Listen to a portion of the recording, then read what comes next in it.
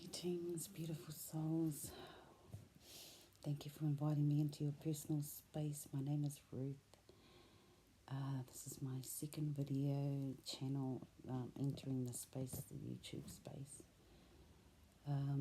Unapologetically divine. What do I mean by that? First of all, I want to share that we're all on a journey and we're all in different places. And there's no need for doubting yourself or putting yourself down if you're at a different place from mine. It's okay. We get to this space as we travel through life. Usually circumstances or crises may turn us towards questioning life and the meaning and who we are and so on. I came to this space because, well, first of all, Gregg Braden was the one I watched one of his episodes and shared, and how he shared that he discovered the Sefer Yetzirah and translated a 3,000-year-old text he translated onto a periodic table, or from a periodic table. And what he discovered was hidden in our human DNA were the words God, eternal within the body. So for me, when I look at it now, I see him, he represents a Moses, like he saw a burning bush, and as he went in closer, he wanted to go in deeper to investigate. And so that's the kind of person he is. So I thank Greg for doing all those hard yards and doing that, just like the children of Israel. Thank you for discovering. For me, it was a divine truth that I accepted, and I've been exploring since then for a year or so now. So I asked myself, what if this is true?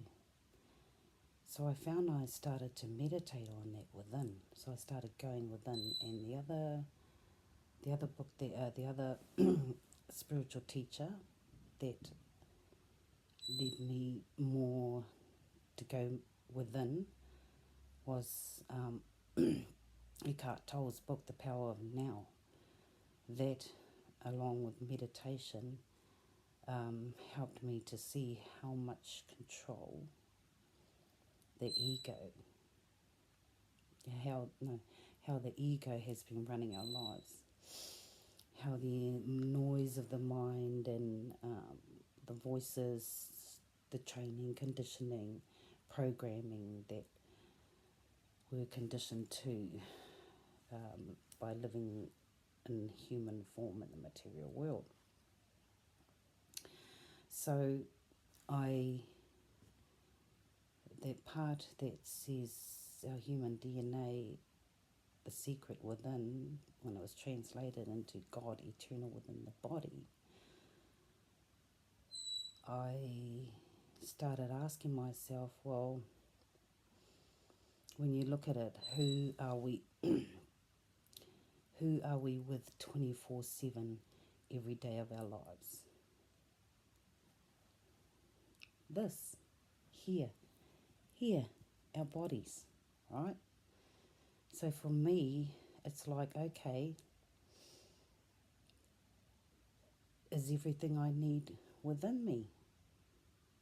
Have we been programmed to go outside ourselves? So that's been where I've grown and deepened spiritually, and I have now discovered that once I acknowledged and accepted my divinity, which Gregg Braden does share about a lot on his programs, about how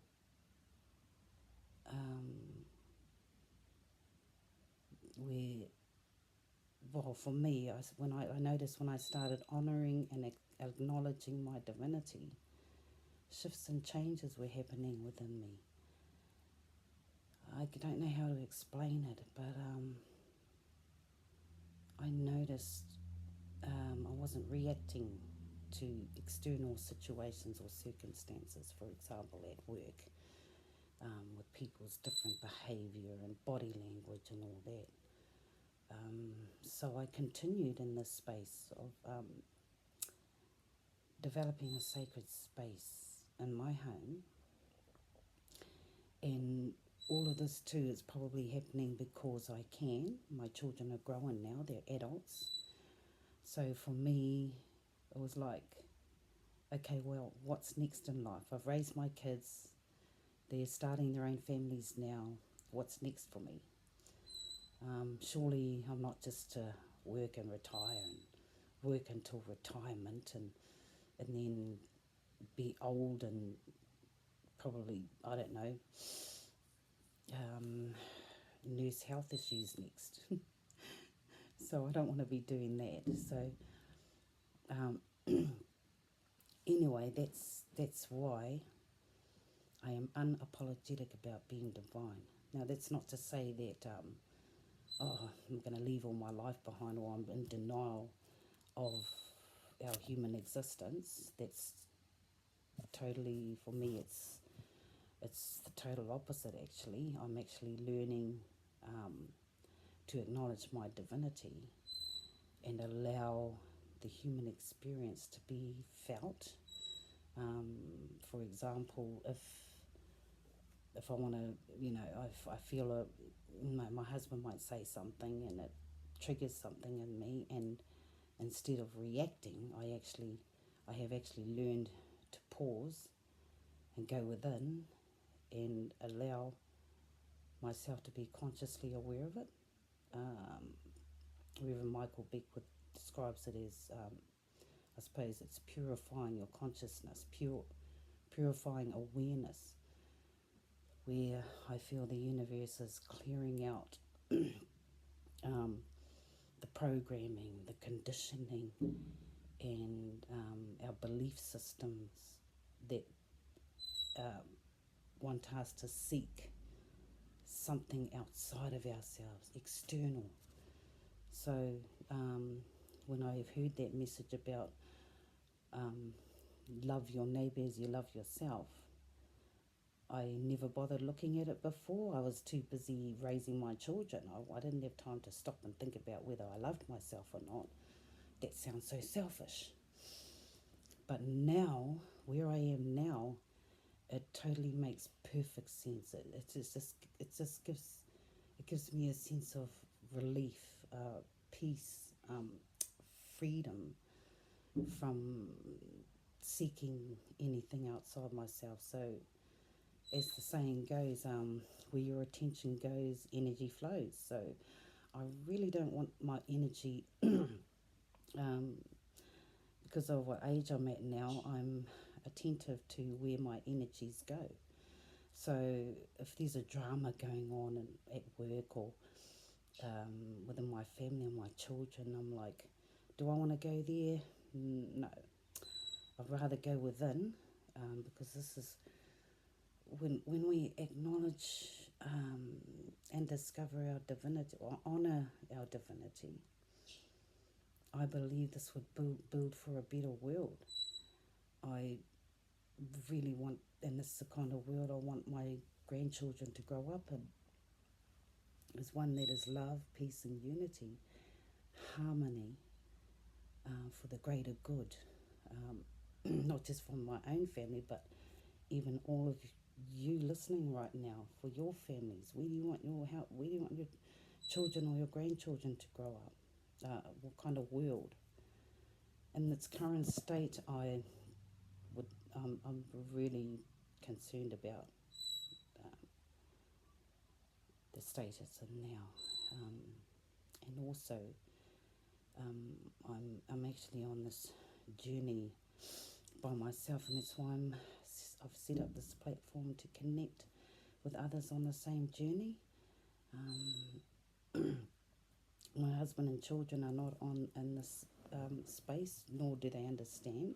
Maybe they do look at me weird, like I'm maybe on another planet, but I've actually come to accept that now. It used to trouble me, it used to bother me, but now it doesn't. I just accept where they are, and build on where this is, in the space of the eternal now, where all potential, all possibilities are available. So we just got to open, surrender, and there are things we need to let go of too, past hurts, habits and behaviours. So I wanted to read the 4 stages of consciousness that Reverend Michael Beckwith speaks about, because this explains where I'm actually at now and where I'm going. So in the first stage he talks about as the victim stage, that which I spent many years in that place. What is happening to us? Why is this happening? Who's to blame? All that. Did that for many years. And it wasn't until probably when the COVID lockdowns happened, because I was still full of ego then, and that's when it kind of was kind of jarring for me when the lockdowns happened. I stopped and started questioning, where am I and what am I doing? So that's when I started to meditations, and then moving on, I started to connect. I really wanted to connect with people, and the only global platform I found I could was on YouTube. I didn't want to go on Facebook. I'd been on there and had bad experiences with family on there. So anyway, so the second stage of consciousness or spiritual awakening, Michael speaks about, is the manifester. And that's happening by us. So my energy and attention is no longer in the victim state. I'm becoming vibrationally aligned. And I'm working on myself and fall in love with myself, and now I can see why we're deceived into seeking all our needs outside ourselves, because that's not going to bring us together. It's not going to bring us together in unity and love, because we'll be going by our own opinions and separating ourselves if someone doesn't agree with us and all that sort of stuff. Whereas when you go within, actually I'm reminded of a Buddhist story where a beggar was sitting on a box for many years, begging. And one came along and said to him, as he was begging, and he said, "Oh, what's in the box?" And all the years he'd been a beggar, he said he'd never bothered looking in it. So when he opened it up, there were treasures in there. So for me, that describes ourselves. When we go outside ourselves, we're already sitting on treasure. That's all within. And that's why I'm here, to share my journey with you, to explore and discover what's within. I invite you to join me on this journey. I'll be uploading once a week, maybe more when I get better and confident at it. But the same can be said for each one of us.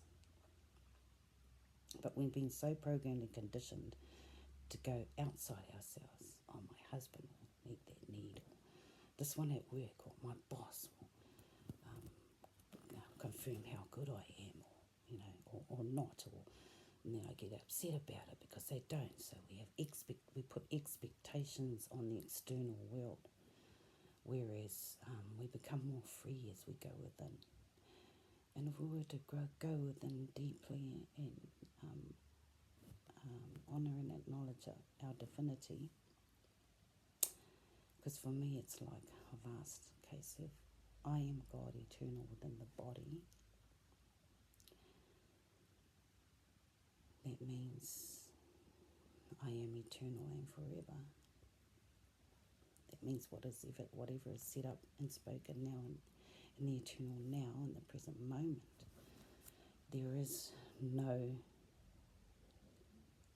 limitation, there's no psychological time as we've been programmed to believe. There's the increase and expansion, there's the past, the present and the future.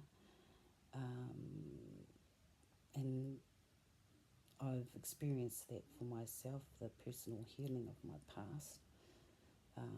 But that would be another story. I just wanted to get to the 4 stages of consciousness. So,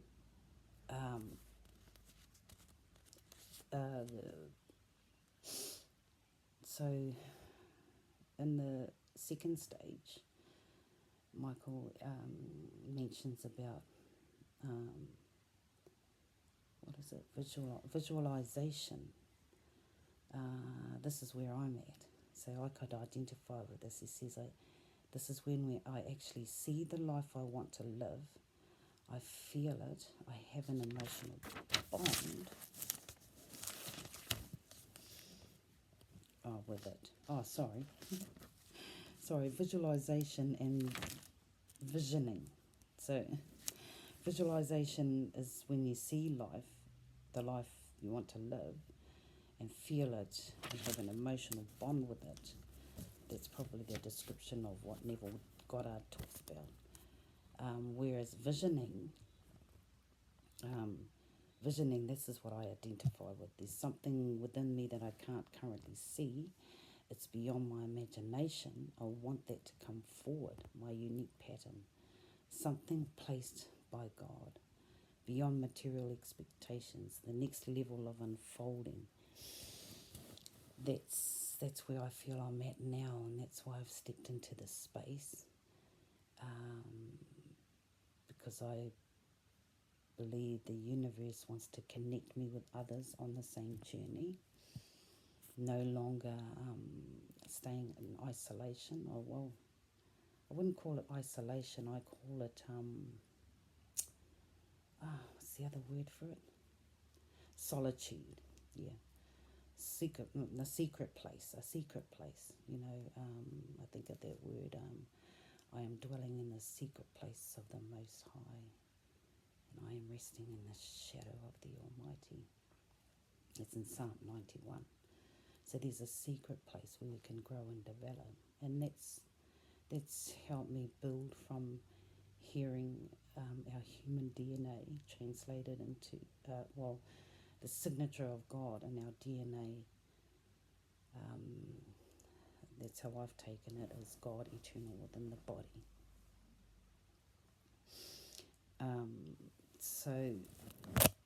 And then the third stage is of spiritual awakening that Michael shared, is we become a channel. So it's what's happening through us, and hence I have this channel. So I realise I'm in a place through which the infinite eternal expresses language. Language shifts to I'm available, I surrender, I'm allowing, I'm yielding, I'm letting go. He's actually talking about that being a feminine energy. The masculine is wanting to make something happen, which is I had to action starting this channel.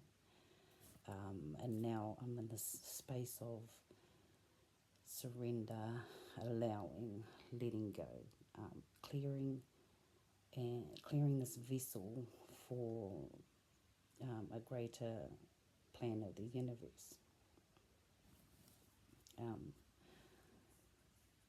And then the fourth stage is entering beingness, oneness, connectedness, one with God. My life is the life of God. The eternal abundance of resources will flow through.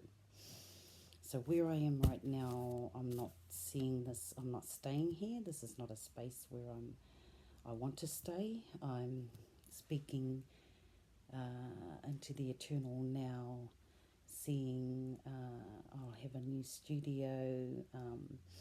What I want to do is set up my family and get them comfortable and my children comfortable in homes that are paid for, and set them up so that I can get on with what the universe needs me to do. Yeah, that's where I'm at. I hope that gives you a little taste of what my channel is all about, where I'm headed from here. I'm actually feeling vulnerable because I'm being open by invite. Thank you for, if you've stayed this far, thank you. I will be continuing with sharing my journey of navigating the human experience. So what I'll be sharing is how my divine inner being is now approaching the human experience, whether I respond, whether I react. I'm going to be open and honest with you all. And I would like to know, which stage do you think you're after reading all those 4 stages of consciousness or spiritual awakening? What one do you think you're at the moment? Because for me, I feel I'm sort of fluctuating between stage 2 and 3 at the moment. But I'm wanting to reach stage 4. Okay. So, love and peace and blessings to you all. And have a great day. Mwah.